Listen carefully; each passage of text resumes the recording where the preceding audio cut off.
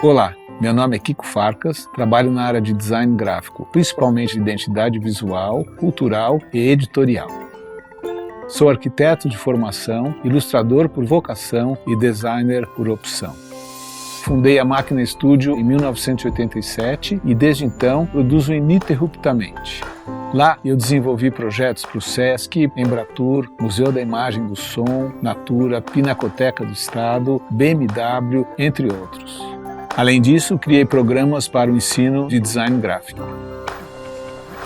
Costumo dizer que estou sempre trabalhando, dia e noite, 7 dias por semana. Isso porque meu trabalho envolve os momentos onde eu estou caminhando, cozinhando ou conversando. Em todos esses momentos, estou acumulando experiências indispensáveis no meu processo criativo.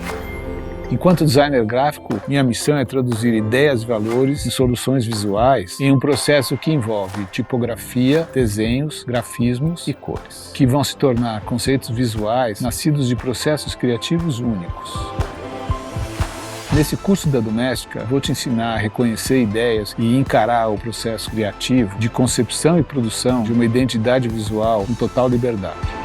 Como projeto final, você vai desenvolver uma identidade visual para um evento com suas diferentes mídias.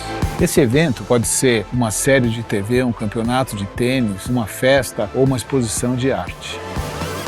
Primeiramente, vou te apresentar minhas referências mais importantes. Em seguida, vamos falar sobre aquisição de repertório para um projeto. Também vou te mostrar o que é um evento, como enfrentar o briefing e como organizar o seu trabalho. Depois, eu vou te ensinar a desenvolver o conceito do seu projeto gráfico. Esse processo envolve desde desenhos feitos à mão livre até a análise das possíveis aplicações. Por fim, aprenderemos a produzir uma identidade visual e apresentar o projeto finalizado, além de acompanhar o seu processo de aplicação nas diferentes mídias. Ao final do curso, você vai saber como transmitir um conceito através de elementos visuais.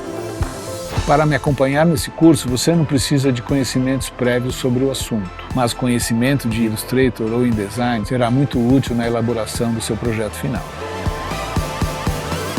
Desenvolva identidades visuais marcantes ao mesmo tempo que desperta sua personalidade criativa.